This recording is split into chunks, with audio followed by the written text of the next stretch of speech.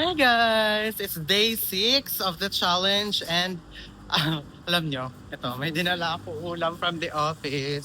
Kasi doon na lang ako bumili ng ulam para hindi na magluto. And ngayon, naglalakad tayo papuntang MRT pa uwi ng bahay. Let's go! So, ito yung outfit ko for today. Ayan. Ayan sa likod. Diba? Mir Puk!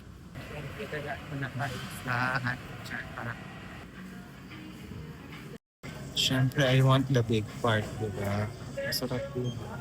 Ayan. Ano po, big part na Dining takeout. take-out. Card na lang po ako. Pa, ano ang available? Gcash po. Here na. Uy, Diyos ko po, nahirapan ako dun na. Kasi nga hindi sila nag-accept na card kasi umaga pa daw. So, ano siya? Inconvenience store. Tumatakbo na naman tayo. In this na convenience store, nagiging inconvenience store. So, dito ako naglalakad guys every morning papuntang MRT, di ba? Minsan super sakit talaga. Minsan na get it na. So,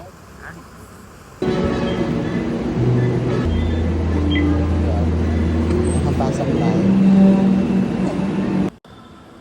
Yung ang maganda lang naman sa sa card na parang tap-tap na lang kasi ito. You can use Visa or debit card. I mean Visa or MasterCard basta pag debit I don't know kung gumagana sa credit, but the good thing is parang hindi ka napipila dun sa pipili pa ng ng card. Matic na siya, tap mo na lang siya. And that's it.